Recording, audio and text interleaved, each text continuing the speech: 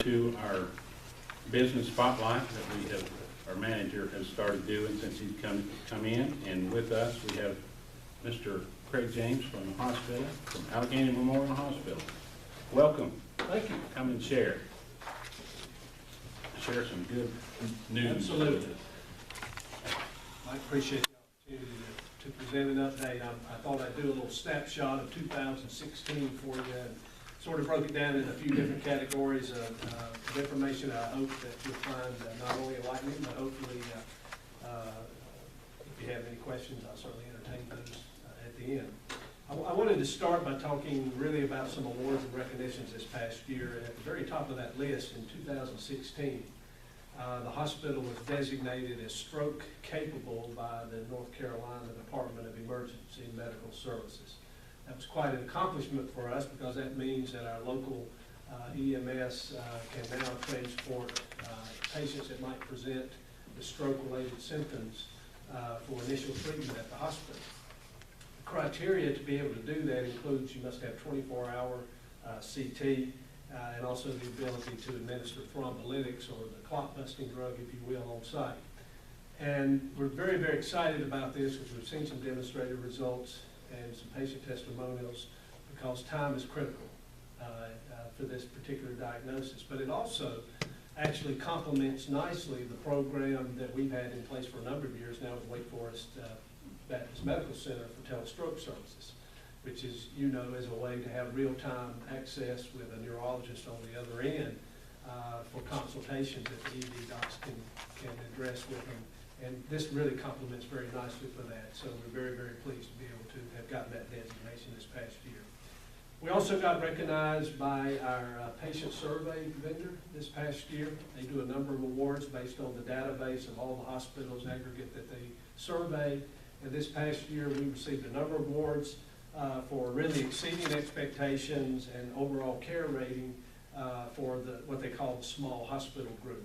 And that's really an aggregate of a number of different measures. It's the typical things that you would expect, communications with the nursing and with the physician, willingness to recommend to your family or friends, communication, response, cleanliness, etc. And we were very, very pleased to be able to receive those awards this past year from and reinforces really the patient experience, if you will.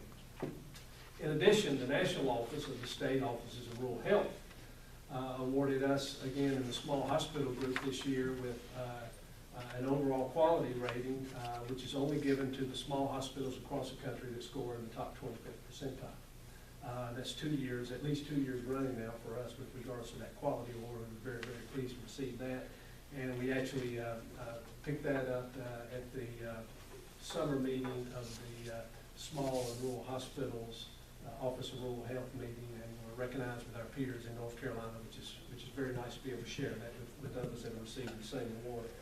In December, our laboratory received its biannual Joint Commission Survey, which is our accrediting body for our laboratory operations. We received full accreditation again for a 2-year period. That's a 2-day survey. It's an unannounced survey. And so in January, we received notification that we had been accredited in our laboratory services again for an additional 2 years. That's the largest accrediting body for healthcare organizations in the country.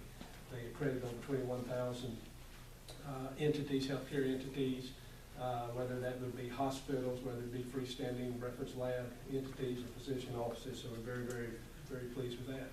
This past year, we also had 3 new clinical managers that were appointed to their roles, including a couple that were internal promotions that we're very proud of because they're all from right here in Alleghany County. So our leadership team is complemented with up-and-coming talent in the future. Pam Hopper's joined us as our pharmacy manager this past year. Pam Upchurch in our surgical services. And then as of January 1st, Josh Miller in imaging services. Some of you, or most of you, or all of you may know Linda Smith. We had a nice recognition for her for her 50 years of service to the hospital. She's still working part-time, but Josh only has to go 51 more years to break that record. So very glad to have him in that role. Wanted to speak a little bit about some service updates, some utilization over the past year. We always like to start with the physician clinics. You know, I have to write them down now, because as we've grown, otherwise I might miss one. We now have 6 physician specialty clinics rotating through either on a weekly or bi-weekly basis. Cardiology, hematology, oncology, orthopedics, pulmonary, urology, and our newest one as of January, general surgery. In 2016, we had over 2,600 visits in total, a 10% growth rate from the prior year. In particularly, we're very proud to have added general surgery. That's a void that we've had in our community for about 18 months.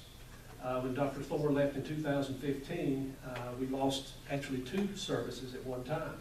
We lost access to general surgery, and we lost access to endoscopy, primarily your routine colonoscopy screening program.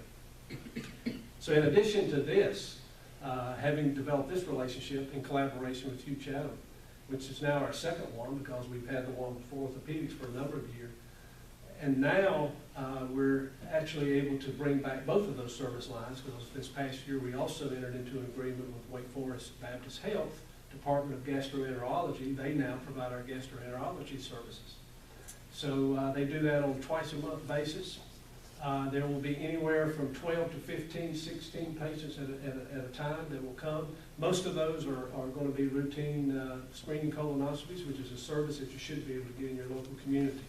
It was pretty interesting because our very first clinic was actually done by the department chair for Wake Forest Baptist Health, which was pretty impressive. And he's part of the panel that rotates through. There are six members of their faculty that rotate through and provide that service up here. We had almost 7,500 ED visits this past year. Continue to have incremental growth, and we're there when you need us. I can attest to 2 of them. Some of us know that. That's right. We added nuclear stress testing. That's a mobile service. It complements our cardiology program, nuclear stress testing on a mobile basis this past year. And when you start talking about these changes in growth in services, it's interesting to note that our portfolio of business now, 78% of our total business in terms of revenues are outpatient. You know, we always used to think of hospitals as a place you go where you get admitted and you spend a lot of time more at the hospital. That is not the case anymore, especially in the smaller community hospitals. 78% of that. And it's all, these things that I'm targeting continue to grow that component as the delivery of care model transitions into that setting. And it's important for us to be on the front edge of that. In terms of community support, we had a multi-year grant, or have a multi-year grant with the Rotary Club here. And this year, we have moved forward with our new pulmonary function testing equipment, which complements that pulmonary lab. It's the same equipment that those physicians use in Winston-Salem. We have it right here in town now, thanks to the generosity of the Rotary Club. Martha Bottomley did a very generous donation in Bland's memory to do patient room televisions and all of the waiting room televisions this past year. We also had a record year for our 2 key foundation fundraising events. One of them is the golf tournament that's in June of every year, and then at the end of the summer, the fashion show that's held out at Old Bow, and these were both record years for both of those events. The reason I point that out is I think that just demonstrates the energy in the community and the support of the community as we continue to develop and cultivate this relationship. And I do want to speak to that relationship. It's very important before I leave that I do that. As of April 1st will be the 2-year anniversary of the shared services agreement with Wake Forest Baptist Health. There's basically 4 key components that are provided under that agreement. The one that we've already talked about quite a bit is those physician and outreach clinics. They also do revenue cycle management, all the billing, cash management, cash collections, coding, etc., purchasing contracts. We're now able to participate in all their purchasing programs, so we get all the economies of scales for the purchase of disposable supplies or any replacement equipment that we do. And the 4th one is more of an intrinsic value, and that is just access to the Wake Forest leadership team in specific service lines, whether that be human resources, information technology, our clinical managers. They have peers that they can now connect to if they're evaluating equipment or looking at making service changes or policy changes. we're able to tap into their expertise in terms of sort of charting our future. And that's something we're doing all the time. We have a liaison that attends our board meetings every month, one of their key leaders, physician leader in their organization. He's here at our board meeting every month, representing Wake Forest Baptist Health. So as we go forward, I'll leave you with just a couple of things.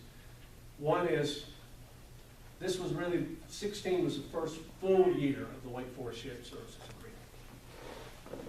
And I think you can see the demonstrated results of what that's doing in terms of the service portfolio, or getting creative in how we provide access to some of these services, because we need that partnership to be able to provide some of these services. So we need to continue to coordinate that, we need to continue to integrate that, continue to look at opportunities that we can to develop and enhance that relationship. We do that on a parallel path with ensuring strong primary care access, because in the community hospitals, that's first and foremost. You gotta have a strong primary care network. And then you develop innovative relationships with specialty access. Specialty access needs a much broader and wider range and intensity of a population that we just can't do on a full-time basis. So you have to be creative in how you develop those relationships. And clearly, at the top of the agreement we have with Wake Forest Baptist Health is the ability to do that, as well as doing a collaborative relationship with Wake Forest Baptist Health where we can identify with another one of our community hospital partners for some of that. However it best meets the needs in our community and matches it to what we need. So we need to continue to develop those relationships so that we can provide those services that are appropriate here without having to go outside our community.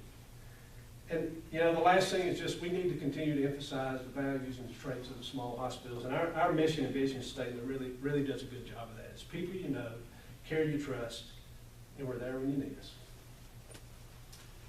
And with that, Mike, I want to thank you for the opportunity and looking forward to working with you. Mr. Chair, all the commissioners, thank you again for your continued service to the county and all you do for our region. Thank you. Thanks for coming and sharing.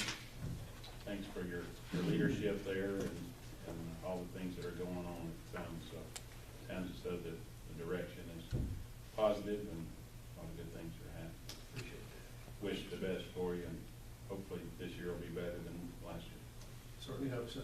And don't take this the wrong way, but having been in your hospital for twice in May for suspected strokes, I hope I never see you again. I understand. I say that, I see that when I run into folks periodically. I say, I'm sorry you're here, but we're glad we're here. No, they did a good job. Every time I've been in there, we've also had my mother in a couple of times, and it's great. Yeah. Appreciate it. Yeah, appreciate that. Yes, Bob. Like with John, in the last few days, I've had the, I guess, the unfortunate pleasure of visiting, but I would just like to say for everybody that last Wednesday night, my mother fell, and we called 911, and we live about 12 miles out of town. 14 minutes later, the ambulance service and the rescue squad was there. I mean, that is fast. Jasmine Simons, she's a high school student. She's taken many classes at Wilkes Community while she's in high school. She was part of that team. They did a great job. Then we got to the hospital, and that was the second go-round. They transported us straight to Elkin, and then we came back. Lynn Caudle is in the emergency room. She was one of my wife's cheerleaders. She went to, I think she went to Surrey Community College. Paula Krause went to, she was a softball player for me. She went to the local community colleges. Monica Torres is working the floor today. I just look at all the people that are hired from Alleghany County that work in the hospital. And we've had our differences over the years, but the care, I cannot say enough of how good, how happy we were with the care, and I appreciate that. Thank you, and I'll share that with the team. It's an honor and privilege to work with them every day. and admire the compassion they do and the great quality of work they do. And I love the way the community colleges are working together with you and all the nursing staff, and I'm sure there's many more people up there but those are the ones that we came into contact with. Very happy. Thank you. Yeah. Thank you. Thank you. Appreciate it.